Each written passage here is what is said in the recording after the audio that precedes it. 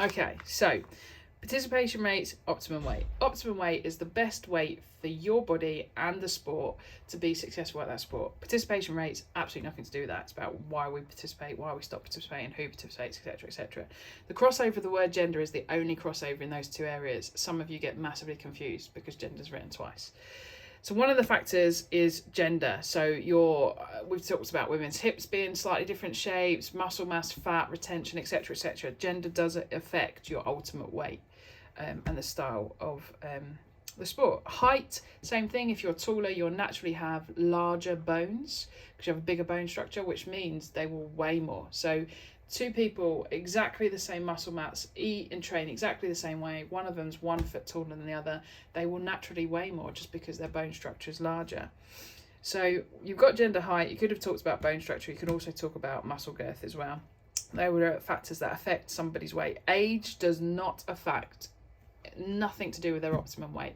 Loads of you chucked age in there.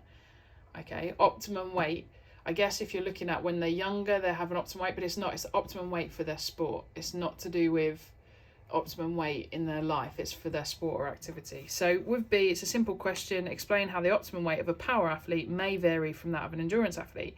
You could flip this one round, focus on the endurance, or like I have done, just focus on the power athlete. As long as you mention both, you'll get both marks. So a power athlete will have increased muscle mass or muscle girth, as you might say, which will make them heavier, increasing their optimum weight compared to the endurance one. So just having more muscle than the endurance runner, your optimum weight will be larger. Nothing complicated in that. Wasn't supposed to trip anybody up, that question, but for some reason, optimum weight and two different athletes just threw a lot of us. So simplistic way to get the marks, to remind you, get the 1 mark by just saying you have more muscle mass and saying that will make them heavier than that of an endurance athlete. You could say...